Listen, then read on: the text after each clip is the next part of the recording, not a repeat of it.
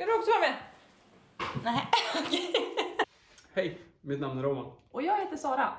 Och vi är två civilingenjörer som har just börjat våra resa för ett mer friare liv. Och viktigast av allt att ha tid för det vi älskar. Nämligen mountainbike och vara ute i naturen. Vilket är väl 2 av våra 10 hobbys. Exakt. Vi ska inte börja med vad allting vi tycker om är. Men kortfattat så är det just friluftslivet, att vara ute i naturen. Så vi har därför påbörjat resan mot att köpa en van. Och det här blir väl ett första avsnitt i en serie om vårt vanbygge. Så det är vanplanering och hur vi har valt att liksom rita upp den här. Och det här började ju redan tidigt i våras med väldigt mycket YouTube-kollande på alla möjliga vanbuilds som finns, både svenska och internationella. Och sen så insåg vi att det vore bra att modellera den innan vi bara köper den och börjar bygga. Så vi kollade på den här killen som var riktigt duktig och visade en snabb tutorial på hur man använder SketchUp, vilket var också det vi gjorde. Och ifall någon är intresserad så länkar jag till en video i beskrivningen. Och så började vi att bygga fyrkanter som senare blev till kuber, och dessa kuber skulle då representera sängar, möbler, kök, fönster och så vidare.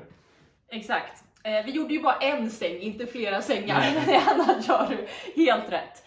Så vi började helt enkelt med vår kravlista, och det första vi visste var ju att vi ville ha en lång van, eller så lång som möjligt. Vi har nämligen en katt som då måste få utrymme, men eftersom vi vill få plats med en vanlig bilruta så får den max vara 6 meter lång. Så vi mätte helt enkelt upp hur lång blir då flakdelen i en typisk van på den storleken. Och så visste vi att vi ville ha en fast säng, vilket ni då ser här, hur vi valde att lägga den. Det är ju för att vi måste få plats med 2 mountainbikes där under.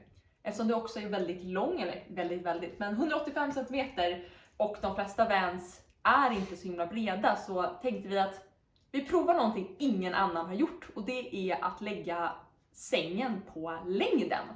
På det sättet kan vi helt enkelt få in en 190 cm lång säng. Men det känns ju väldigt onödigt att ha en i princip 180 cm bred säng i en van. Så därför tänker vi att vi kortar ner den, eller smalnar av den, och har väldigt mycket då förvaring på sidan.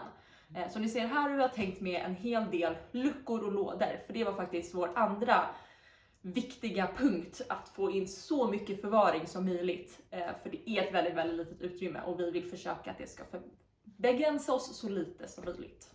Och så skulle vi ha ett rimligt kök. Gärna med mycket skäryta, för det är viktigt. Det har vi märkt här i lägenheten att skäryta behövs, och vi försökte ta med det bästa vi kunde till vanen då, och kunna optimera stället så bra vi kunde.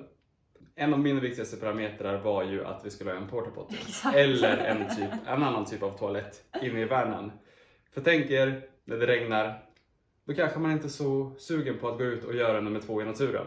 Då är det skönt att kunna stänga in sig och ha en liten toalett i vanen. Och sen som vi nämnde, vi har ju en katt också. Så katten skulle få plats, kattens utrustning skulle få plats, och självklart också kattens låda. Så den har vi placerat mitt i vanen, det vill säga vi har gjort en lucka mellan, vardagsrum och köket och bort till garaget. Så att vid behov så ska vi kunna komma in i garaget när det behövs. Men vi har även satt en kattlucka där så att både katten och vi ska kunna enkelt komma åt den.